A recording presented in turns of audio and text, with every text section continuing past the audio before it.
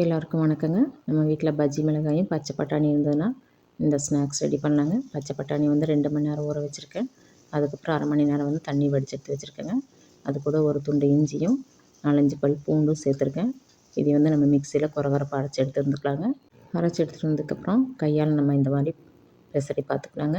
முழுசாக ஏதாவது பட்டாணி அரைப்படாமல் இருக்குதான்னு சொல்லிட்டு. ஏன்னா முழுசாக இருந்ததுன்னா நம்ம எண்ணெயில் போடும்போது முகத்திலே தெரிச்சிருங்க. அதை வந்து செக் பண்ணிக்கோங்க.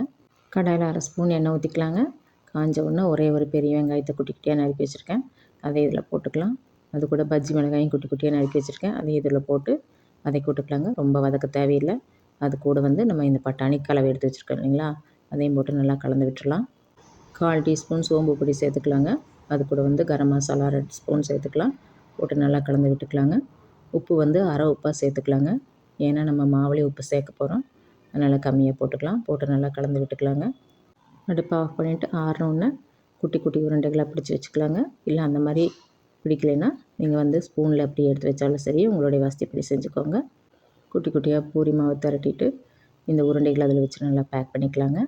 மறுபடியும் பூரியை திரட்டி எடுத்து வச்சுக்கலாங்க. இல்லை ஸ்பூனில் வச்சு நீங்கள் எடுத்து வச்சு பண்ணாலும் சரியே, உங்களுக்கு வசதிப்படி எப்படியோ அது மாதிரி செஞ்சு எடுத்துக்கோங்க. மிதமான சூட்டில் எண்ணெய் காஞ்சிட்ருக்குங்க. அதில் வந்து போட்டு எடுத்துக்கலாம். கோதுமை மாவு வந்து வீட்டிலேயே ரெடி பண்ணுதுங்க. காய்ச்சல் பத்தலை, அதனால் இதை யோசித்து புதுசு புதுசுன்னு வருதுங்க. நம்மளோட சுவையான ஆரோக்கியமான கார ஸ்நாக்ஸ் ரெடி ஆயிடுச்சுங்க.